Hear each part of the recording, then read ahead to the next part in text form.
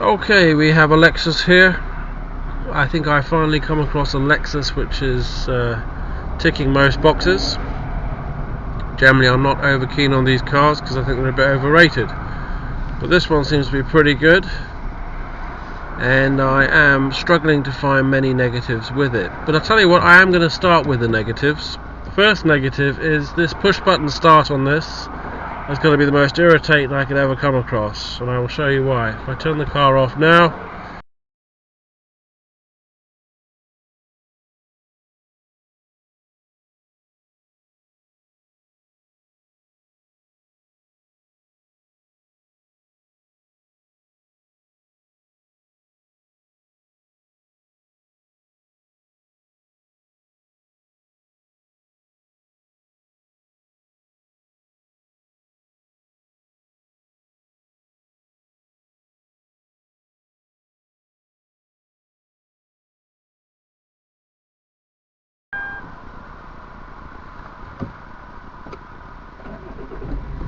finally. That's my first negative.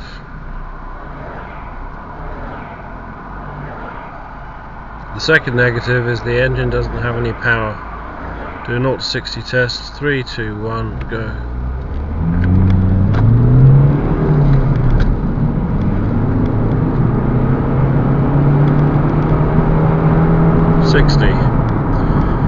Okay, well, as you can see from that, the start button on this is either knackered or it's just outright irritating. I tried that maybe 20 times before I got this car started.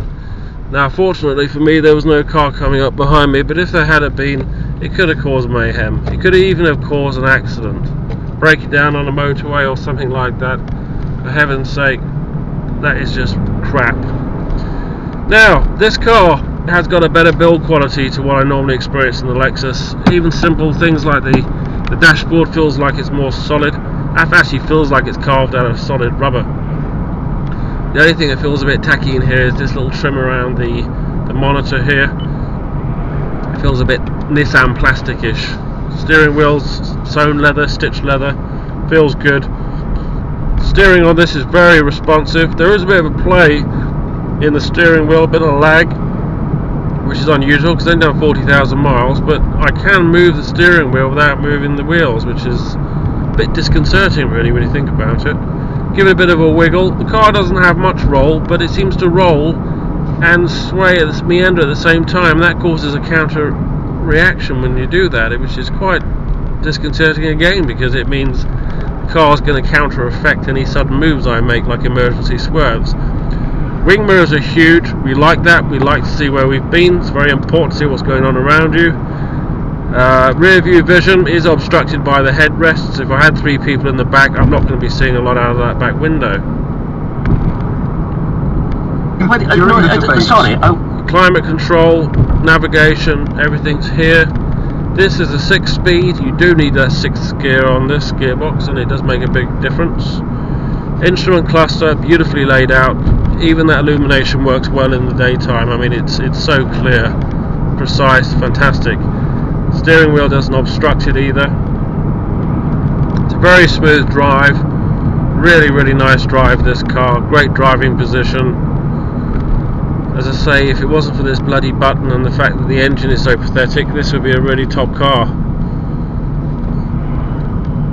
It's not quite as good as a BM, but it's certainly not far off. But that steering is just it's just not good steering at all. The brakes, on the other hand, now this surprises me. I thought the brakes would be good on this. The brakes are very grabby. Very grabby.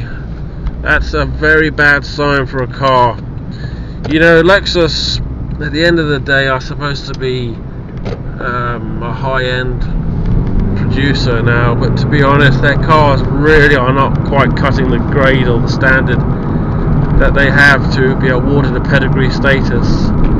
Although the brakes are powerful, they're not smooth, they're rough, and this grabbing is terrible. You know, you can't apply the gradual pressure, and that's not good in a car.